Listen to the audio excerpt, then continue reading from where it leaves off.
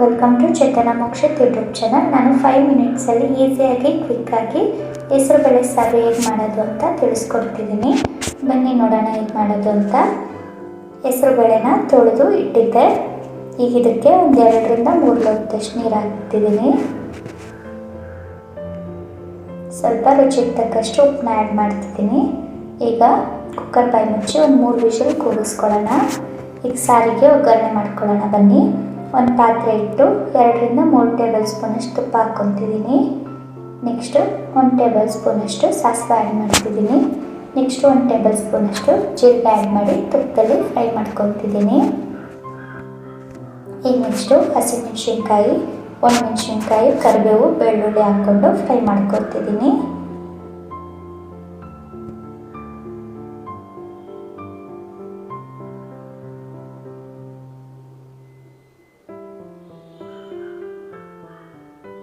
Next ಹೆಚ್ಚಿಟ್ಕೊಂಡಿರೋ ಒಂದು ಈರುಳ್ಳಿನ ಹಾಕ್ಕೊಂಡು ಕಂದು ಬಣ್ಣ ಬರೋವರೆಗೂ ಫ್ರೈ ಮಾಡ್ಕೊತಿದ್ದೀನಿ.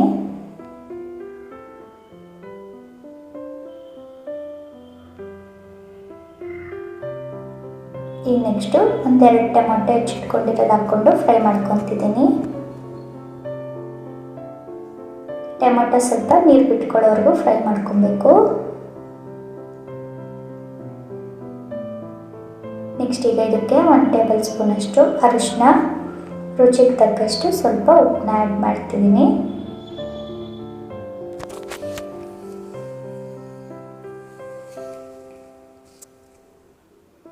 ಈಗ ಇಷ್ಟನ್ನು ಒಂದು 5 ಮಿನಿಟ್ಸ್ ಹುರ್ಕೊಳ್ಳೋಣ ಒಗ್ಗರಣೆನ.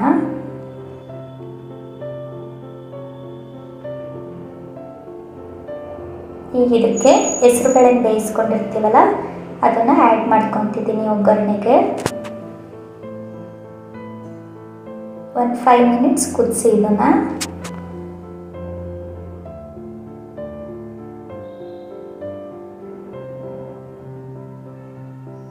ಈಗ ನೋಡಿ ಸಾರು ಕುದೀತಿದೆ.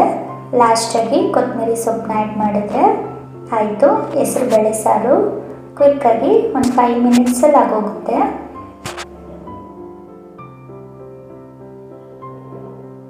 ನೀವು ಏನಾದ್ರು ಕ್ವಿಕ್ಕಾಗಿ ಒಂದು 5 ಮಿನಿಟ್ಸಲ್ಲಿ ಸಾರು ಮಾಡಬೇಕು ಅಂತಿದ್ರೆ ಇದನ್ನೊಂದ್ಸಲ ಟ್ರೈ ಮಾಡಿ ನೋಡಿ. ಹೆಸರುಬೇಳೆ ಸಾರು ತುಂಬ ಟೇಸ್ಟಿಯಾಗಿರುತ್ತೆ, ರುಚಿಯಾಗಿರುತ್ತೆ. ನೋಡಿ ಹೆಸರುಬೇಳೆ ಸಾರು ರೆಡಿ ಆಯ್ತು. ಈಗ ಅನ್ನಕ್ಕೆ ಸರ್ವ್ ಮಾಡ್ಕೊಂಡು ತಿಂದರೆ ತುಂಬ ಚೆನ್ನಾಗಿರುತ್ತೆ ಹೆಸರುಬೇಳೆ ಸಾರು.